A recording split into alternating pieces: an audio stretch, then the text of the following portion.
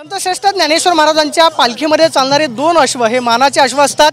शितोळे सरकारांची संत ज्ञानेश्वर महाराजांच्या पालखींना अश्व देण्याची परंपरा आहे। आपण पाहतोय की हा हिरा जो अश्व जो आहे या खरं तर अश्वावरती सेवेकरी जे आहेत ते विराजमान असतात आणि तुकाराम कोळी हे गेल्या अनेक वर्षांपासून संत श्रेष्ठ ज्ञानेश्वर महाराजांच्या पालखीमध्ये सेवेकरी अश्वाची सेवा जी आहे ते करताना पाहायला मिळतात।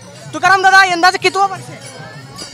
20-25 वर्ष पण झाले सेवा करतो। कसं वाटतंय सेवेकरी म्हणून सेवा करताना? हाय खूप आनंद चांगलं वाटतंय।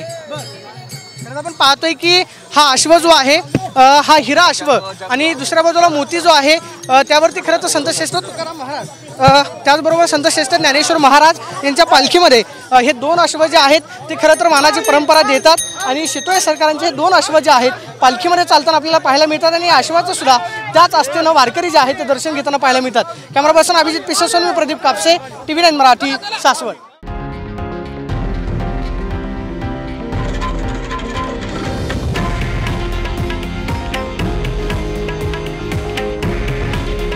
हे आहे देशातील नंबर 1 न्यूज नेटवर्क आणि आपण पाहत आहात TV9 मराठी।